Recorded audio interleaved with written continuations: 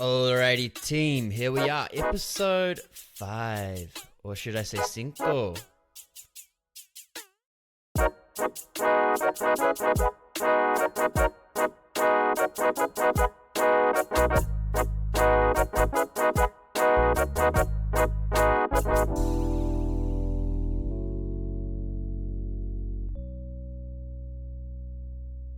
Because today, my guest is Georgia Harrison, who is currently based in Mexico City, but a Kiwi born and bred. How are you doing today, Georgia? Yeah, I'm doing so good. Like I said, we're nerviosa, but all in all, feeling so excited. Cool, awesome. I'll just give you a little bit of background details as to who Georgia is. Georgia is a diverse creative. She is a fellow member of the born and bred class from Balclutha, New Zealand, represent. Great. With a background in occupational therapy, she is a beacon of wellness in her community. Her work and presence demonstrates her belief in the power of artistic expression, an essential component to our holistic health. She now lives in Mexico City, as I said, where she offers online therapy, practices in an array of dance forms, with twerk being her favorite, and dabbles in Okay. vocal and composition with producers and instrumentalists. Perhaps most important, her dance group Floor Play specializes in flash mobs and creates a space for girls and gays to feel confident in their sensuality. It's girls and gays? Incredible. Yeah, you know what? Actually, it was always a debate of whether we could allow guys into the group, and the consensus was no. So yeah, Okay, just girls and cool. I gays. wasn't sure if I had just done a typo or not. So, No, yeah. All you right, got cool. it. That was awesome. Thank you. Oh, wow. It's awesome to have you here. Thanks for coming, Georgia, especially given the time zone differences and whatnot. Now, Georgia, we like to ask our guests for a special fun fact about themselves, just to clear the air and Oh, break the ice and all that jazz. So, yeah. give me some dirt. I think you've got something juicy. Ah! Okay, okay. Hopefully you can get the sound of this because I'm wearing the headphones. Yeah. All right, here we go. But Give it to me. you just that's gonna be a big fail if you don't hear it. But basically, my fun fact is that I am people tend to tell me that I'm very good with armpit farting. Hmm. Actually, it's come into my musical career with our rendition of Silent but Violent Night. But today I won't be performing that for you, but I'll just give you a little taste of the All right. juiciness. Ready? Yeah, go. Yeah, that's Ta-da! clean. That's a steady streamed fart. I'm going to give that to you. Yeah, I'm gonna work on it and then I'm gonna go for the world record of the longest output fart one day. Yeah, it feels like there's a Guinness record of that somewhere. So you're in practice with your armpit farting. Yeah, yeah, yeah, yeah, yeah. Always in training. Nice. Always room for Nice. improvement. Great. I mean, that's probably the funnest fact we've had so far. Congratulations. Thanks. Um, moving on. We've got a bit of a news digest for you. This is from Laura Macia at Pedestrian TV, published on February 26, 2025. The piece is entitled Viral Sydney Pop King Gojo to represent Australia at Eurovision 2025. That's right, folks. We are talking Eurovision, which makes me think of Will Ferrell. And if you know, you know. Aussie has now taken part of the world's biggest annual music competition for 10 years. Gojo, the 29-year-old Sydney-based muso, is waving the Australian flag this year, bringing his signature glossy pop style to the 69th Eurovision Song Contest in Basel, Switzerland. This May, that is. And this episode might even be airing around about the time of Eurovision. Anyway, the Eurovision stage is known for allowing performances to be extraordinary with no boundaries on expression. Gojo went mind-bogglingly viral overnight after he posted a video of his track Mrs. Hollywood, currently sitting at millions and millions of views. His entry track for Eurovision was Milkshake Man, about embodying confidence wholeheartedly. He explains, I'm basically the mascot of free expression, being an individual and feeling like your most colourful self. I want people to be walking down the street feeling like the loudest, proudest version of themselves, and it's something that I've always wanted to write a song about. Now, I picked this article because I felt it would call to a part of your soul, Georgia. Tell me, had you heard of Gojo before this? No, I hadn't. Me neither. Me neither. How did you come across it? I was just scrolling Through the that? news as I do, and I thought Oh, through the this news. is a little bit fun. Yeah. Yeah. Oh, it definitely speaks to me. Yeah, the mascot of free expression. It's a big title. My thoughts exactly when I heard it, and then I thought, that's so iconic. And Yeah. that is, if that is kind of how I would want to be thought of too. If I could think of my ideal way to be thought of, it would be that. hmm Yeah, for sure. For sure. I think you radiate that vibe. What are your thoughts about a grand scale event such as Eurovision, where performance is center stage and it's sort of wrapped in music? It's not so much about the musical performance as it is about the whole presentation of self, dance, interaction with the audience, props, and all this jazz, costume. I mean, you're better versed in this area than me, so please. Well, it's all part of it, and there are um, there are places for the musical talent itself to be highlighted, like the opera, for example, or something like that. And so it makes sense to me that there would be something like Eurovision where the focus is on the full package because as a as an artist, it's I guess the at the crux of it, what drives you is your self-expression, and you can't box that into your singing talent or your producing talent. Like I think that all, if you can express it in performing in your clothing, I think everybody does that.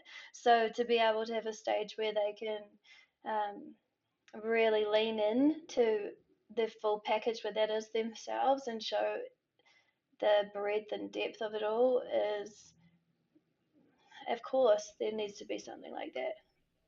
Yeah, yeah. It feels like the uh, sort of top range pop star equivalent of Eurovision, because of course Eurovision is a contest that has a different element. You have like the talent shows, America's Got Talent. That seems pretty performance based, not strictly, but performance based. And then you've got like your grand scale Beyonce's, Prince, and whatnot, Michael Jackson, who use the Super Bowl as a stage to do their full performance. And perhaps even like Doichi, who did her phenomenal performance Dochi. at Dochi at what was it, at the Grammys, Yes. which was dope. Many phenomenal performances. Yeah. Yeah. Yeah, Yeah. We just covered so many things. Like, if even you brought up the Super Bowl, like, are we going to go there? Because, yeah, there's, it's mind blowing what people can put into a performance, the intention and the depth and the layers that can go into one 10-minute long performance. yeah, I know, However long right? it Like, is. how long would it take to prepare something like that? And how much moolah. Yeah, yeah. Now we're talking real. Dum dum dum. Damn. Well, return on investment's probably pretty good too, I imagine. What's your Yeah. experiences performing on a stage where that the performance is the center as opposed to the music? Um, hmm. I don't. I guess I was like we did a performance. My group floor play did a performance at the festival last year, but it was equal parts the music as it was um, the dance performance and the Yeah, look right. that we had and stuff like that. But probably if it's more about the performance, it would be like um, the events that I would put on from around the time of my birthday, which were a for a platform for whatever performance you wanted to do. And my experience is I take that platform that I created myself and I fucking run with it and I just do so many different performances and sometimes yeah that would be like for example I performed Roxy from the Chicago musical, and I had like I said to myself because I don't usually sing a ballad, like I've never sung a ballad in front of apart from because you had a bad day when I was like 11 at the camping ground Roast talent dank. show. Yeah, but I performed this ballad and I said to myself, push yourself in terms of your singing. And then I was like, no, no, no, no, no. And then I made this random rule up in my head, like, if you can get the perfect outfit and a chaise lounge to perform on, then Mm. you have to do it. And then we went to this chick's house to look at dress ups. And what does she have laying around in her garage? A freaking chaise lounge and a little Roxy blonde curly wig, and I was like, now I've got to do it. And that for me was the full shebang. Like I couldn't Yeah. have just sung that song as myself. It wouldn't have had the same impact. But with the chaise lounge and the heels and the outfit, I had this beautiful, gorgeous outfit, and the wig and everything and the lighting. It all came together. Yeah, it's like it channeled your expression more. It refined it. Yeah, it just was all necessary for it to have an impact. Yeah, right. Yeah, because as you said at the start of there, I don't think there is separating the music from these performances. It's just that the package is bigger, I guess. Whereas there's no removing performance from music either, for that matter. It's just the degree of effort, preparation, thought, and that you that you put into the performance. I guess you only have so much resources that you can put into things, right? Like, am I concentrating on the best musical expression of myself or the best performance expression of myself? Even though Yeah, that you well, can't separate them. I kind of think of it more like an onion, like it's got layers. You know, there's, for example, Kendrick Lamar's Super Bowl.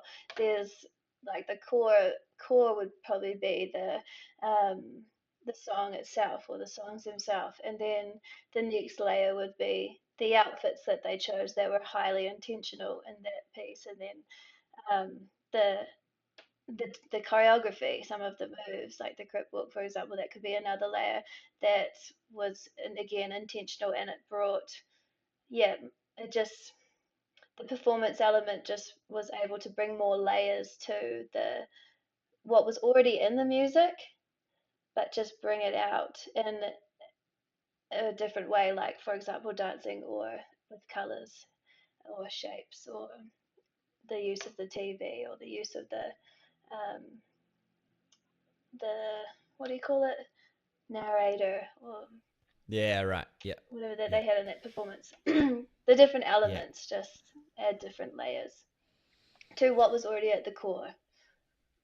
yeah. I feel you.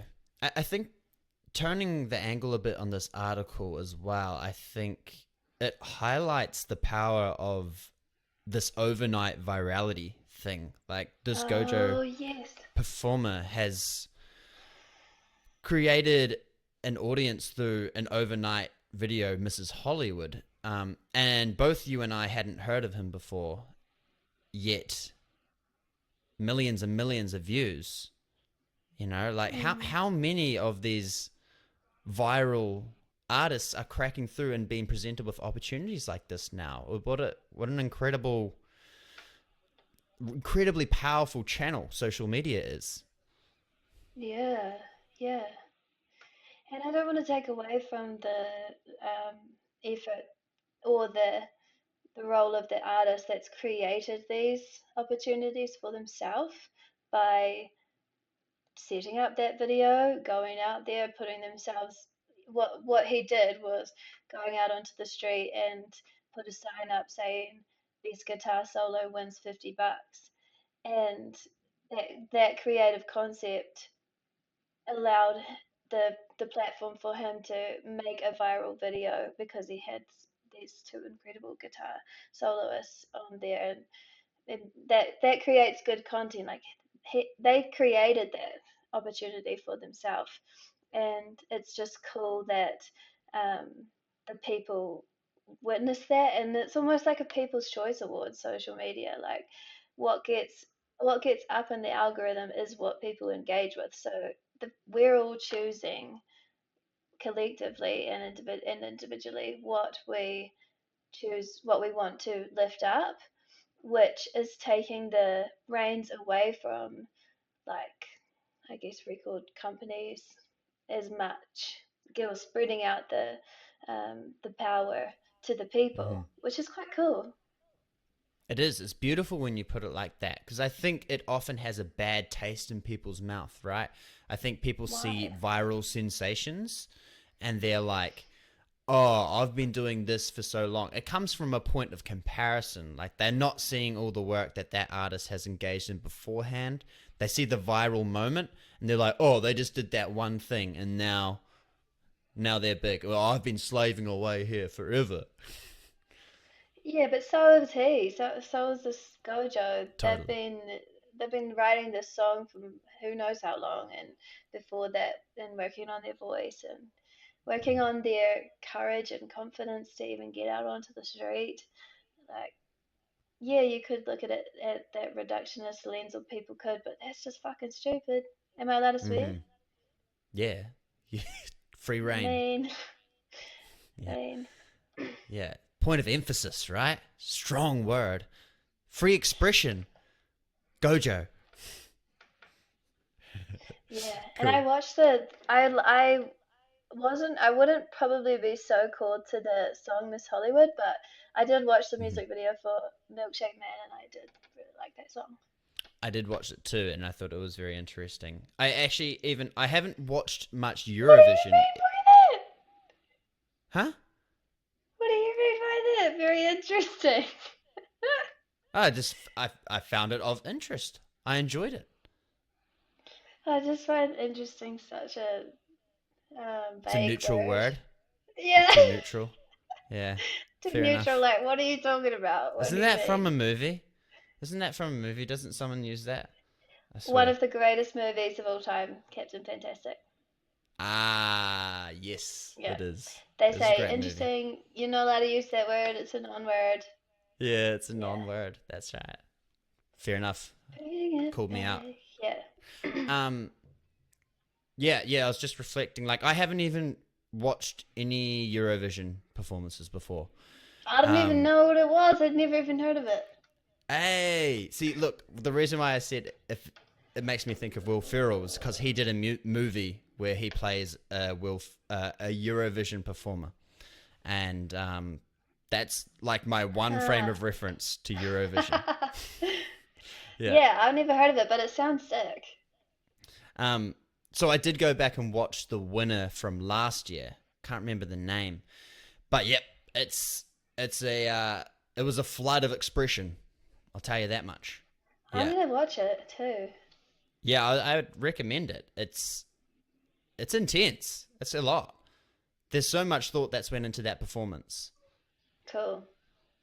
Yeah. As there usually is. Yep. No doubt. No doubt.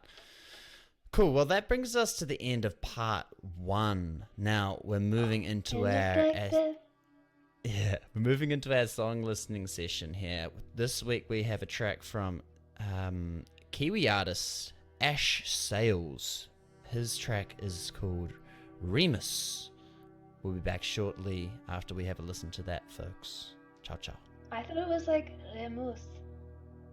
Could be. Could be.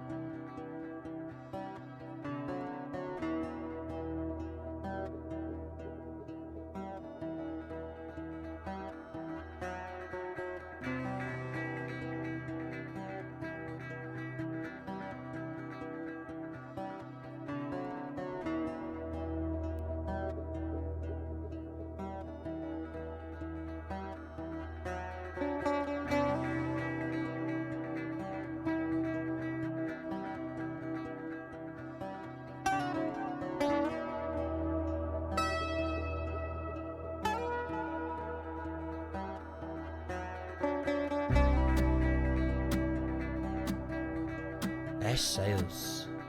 Thank you, sir. Beautiful track. Very ethereal, and then building the dynamics of that whole experience was, whew, yeah, a journey. What grabbed you, Georgia? Anything stand out? You're right. It felt like a journey, and particularly it felt like I was thinking of my life as a movie, and that song would be playing. That song would be the part of the soundtrack where I've hit rock bottom, something bad's happened, and it's pushed me to like really try to work on a skill, and there's a montage of me working on that skill, like maybe it's running, and like so the shots would be of me running and getting better at running, and that song would be playing in the background. To me, that was giving um, determination and um, perseverance Yeah. to try. It was making me feel like you need to try, and I don't know. So for me, yeah, it was a real feeling Yeah. of Yeah. perseverance randomly. Yeah, I feel that. I love the visualization analysis when you hear a song. I would lean more, as opposed to running, I was leaning more into like a boxing scenario, you know? I was feeling Yes, like I'm boxing fighting. is way better. Mm-hmm. Boxing is way better. I don't know why I chose running. I take that back. Yeah, yeah, yeah. Guts. Yeah, no, Boxing. it's like a very stereosonic image as well, in that we're getting like sounds coming from our right side and left side being utilized and sort of Yeah. bouncing back and forth, especially at the end there. And that screaming guitar, there's so Oh, much yeah, emotional tension in that note. yeah. It's like a wail. And for me, that was like a release. Like, okay, you're getting Mm. there, and then it's just like, meow. That Yeah. reminds me a lot of the feelings that I would feel when listening to Touch Sultana, actually. Good call. Good call. Because there's definitely like, so Ash is the looper. So this had like a looper image. I'm not sure if he looped this and recorded it live, or if he layered it separate. It sounds pretty raw to me. It sounds like a performance has been captured, at least in some parts, and maybe he's added some layers on top. But you get, that's what a loop does, right? Like, because you're building on top, these layers on top of each other, and it just gets bigger and bigger, and then you strip it back, and then it comes back up, and then Yeah, back to a start. Yeah. yeah, it's amazing. I love that kind of music, and I Mm. love especially when you get familiar with a song like that on Spotify, and then you go to see them live, and it's usually different from Mm.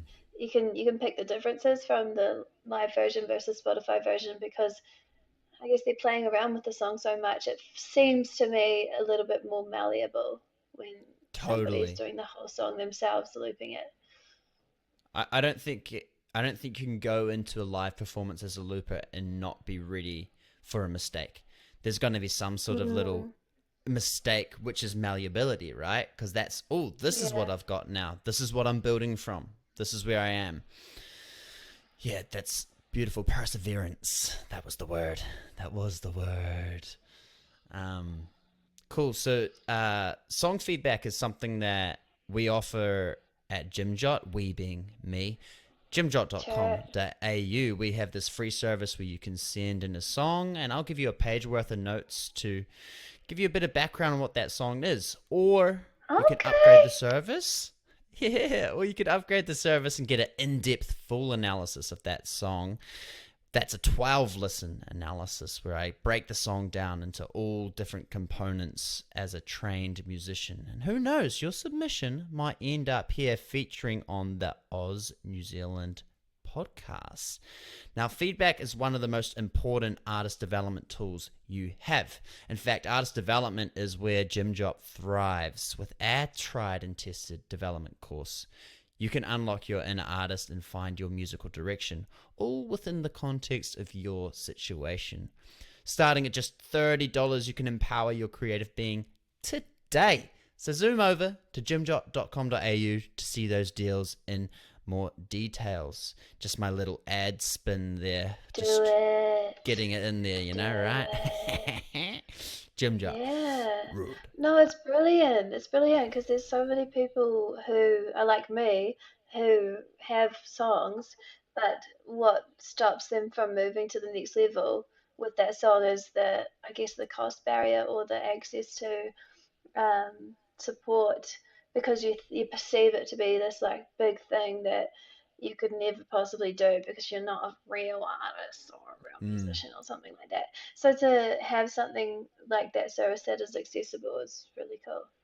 Exactly. We try and bridge that DIY musician into the industry and Mm, make them see it's something that is navigatable because it's just such a big monster before you can even start walking that path. So yeah, hit us up. yeah. More than happy to chat, help out, and artist development is something all musicians experience in one way or another. Now, Georgia, taking your musical lens, your musical story, because I know you've got a lot of different artistic endeavors up your sleeve. Let's just turn our attention to your musical endeavors. A point of empowerment, an artist development moment that jumps to mind. What do you got? Whoa, that actually elicited a feeling of sickness in my stomach because the evolution of being an artist or a musician is so scary to me. It's not something that I grew up with doing, and I don't even think I would go as far to say as it's something I'm comfortable or confident with. Well, um, what was the question? What can I pinpoint a time where Yeah, sort of I leveled moment up? of development, maybe a breakthrough moment, an aha moment when it came to musical expression, performance, recording, whatever it Hmm. is. Um, that's a tough question because I could go so many ways with it. Was it an aha moment, like when I decided to fuck my social conditioning and just, instead of being afraid of being a tall poppy or perceived, just being perceived in general by um, the people in my life and who are around me, and just decide to go, nah, fuck it. Creating is a healer. Making music is healing. And um, honestly, I used to, before I really brought it into my consciousness and actually started to develop as an artist and a musician, I used to think that people who made music were selfish and making music was a waste of time, which is hectic. But that was my default kind of way of thinking. I was like, there's more important things to do than spending days in a recording studio. Honestly, that's what I thought. And then I decided, um, I guess being a therapist was what motivated me, was seeing, I like at this point I've worked with thousands of people, and for a long time, probably for the last 4 years, one of the big questions that I ask in the first session is what lights up your heart? What do you do for fun? And I was shocked. I got so shocked at how many people have nothing, and then how that correlates to bad mental health and stuff like that. So now I see through my experience of life, I see the importance of having these things like music creation. And so, yeah, it started for me just, I'm lucky to have had the fertile ground to start working or start nourishing those skills within myself when I lived in Thailand at the rehab there. We had creative group, and everybody would bring songs, bring their artistic gifts to the table and share them with other people. And so that while I was living there, that sort of nourished that little songwriting bone in me or muscle in me. And then, but probably the one I would highlight the most was when I started recording the EP last year in Mexico. That was really a huge level up for me. It's not the first time I've recorded with a producer, um, but every time is a huge learning experience because um, the first time especially I recorded with a producer, I was so lacking confidence that I was very malleable to um, their input, and I was kind of just like, oh yeah, whatever you say, yep, yep, yep. And I have the mindset of it's a privilege for me to be here, not it's a privilege for them to be working with me. Right. And so I think that allows me to get kind of washed away in someone else's vision when I go to working with a producer. But I was very lucky last year. Um, yeah, met a producer, and that their skills are amazing, and they liked my songs, and then we spent a lot of time in the recording studio, and I learned a lot from that experience. Like one of the things I've talked to you about already is that I was singing in an American accent. Yeah. Hmm. As we all What the do. fuck? Yeah. What the fuck? So many, so much time and money in the studio to come out and listen to it and go, who is that speaking in an American accent? Yeah. Well, talk about an Why? evolution, though, right? Like it takes these big grandiose gestures, such as going into a studio, to learn Yeah. big things about yourself. Like I had to do a bachelor of music, majoring in contemporary guitar, to realize I didn't want to be a performer. Oh, 4 years later. You hear these stories across Mhm. disciplines, often Yeah. time and effort given to one practice will at the very least tell you that that's not an avenue to go down. That's not the avenue that your heart's Yeah. pulling you towards. And that's valuable information. Yeah. There's a saying that I actually use a lot in my work as a therapist, and it's sometimes you've got to live through what you're not to realize what you are or who you are. Beautiful. Beautiful.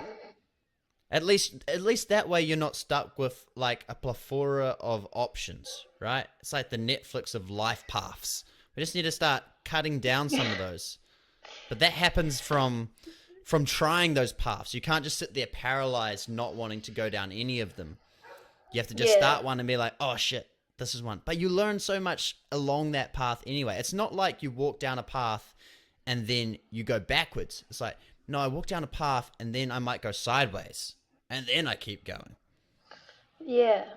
Yeah. And and yes, people might listen to this and think, oh, she's spent time in multiple producers or in the recording studio. But yeah, I've spent years also stuck at that um, crossroads of being like, oh, I Yeah. don't think I could. ever show anybody this work, or um, I'm not going to take this any further. Yeah. Yeah, there's a lot of courage in any form of expression, you know. It's just Yeah. taking that step. Do you have any advice that if there was an artist, a musician in that position where they just are struggling to take that courageous first step down the road, what would you say to that person?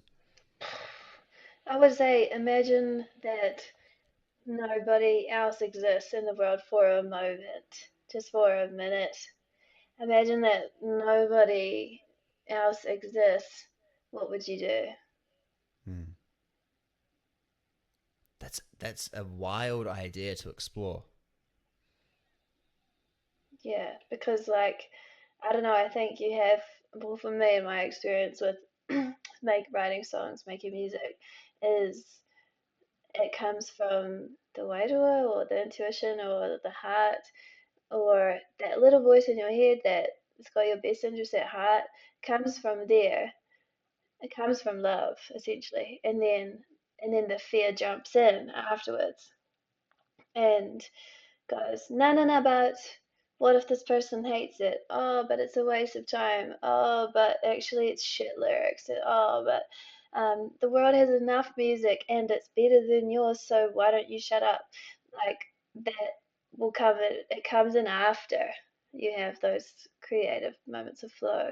And in life in general, I'm always thinking like, what voice do I want to listen to? And it's never that fucking whore annoying voice that's trying to pull me down. That's never the one that I'm choosing.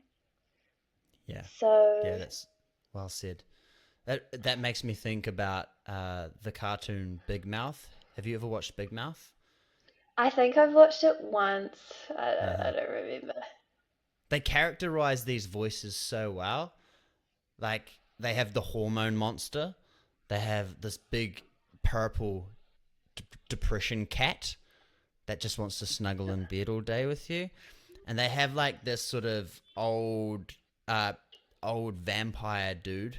I can't remember what he does, but he's like that. He's got some of that fear mongering vibe, and then they have like this anxiety bee that's always like skitzing out, and like these all live within us, you know. Like these Yeah, not to neglect those parts of the being, like they need to be acknowledged. You can't just suppress those. Like they're still part of the conversation, but I don't think that they shouldn't be your guiding compass at the same time. yeah, yeah. Well, the idea is to be the observer of it all. I guess if you're looking at it from a Buddhist lens, but also just in my general mind, that's what I'm doing. Is there's totally so much room and space in my whare for the anxiety, for the grief, um, for the despair, for the disillusionment, for it all. They're all totally like beautiful parts of the experience, but at the end of the day, I'm observing it all go down, and then from there, I'm making a informed decision about what I'm going to do next. And like I said before, for me, it's I'm not gonna, yeah, that anxiety be or whatever. Like I'm not usually choosing what they say because what they say is usually based on a hypothetical that is probably not going to happen realistically. Totally. In spite of what they say, you persevere. Full Yeah, circle. I put that song on and I persevere.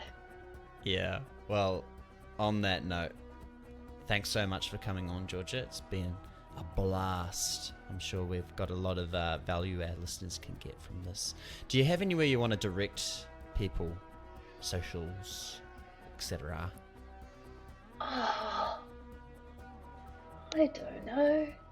I guess if you're interested in what I do, probably the best place is my Instagram because more, that is me. That's like my virtual journal. That's where I put my dancing. That's where I put my thoughts. That's where I put my um, music if I release a music video or something like that. So probably my Instagram, which is GEO_2.0, GEO 2.0. And if you want a therapist, then go to my website, which you can find in my Instagram as well. So yeah. Great. Do you have a URL for that Thanks. website? It's just georgiaharrison.net, I think. Nice. Cool. Thanks so much for coming on, Georgia. It's been a pleasure. I hope you No, thank you. enjoy that Mexico City, hey? And we will see you in the near future, I hope. Okay, team. Yeah. It's nice to have a conversation of ours recorded. We have so many, but Yes. to have one Yeah. recorded is quite cool. That's a special Thank you, thing, Scruff. for sure. Alrighty, team. That's us signing out. Ciao, ciao. Peace out.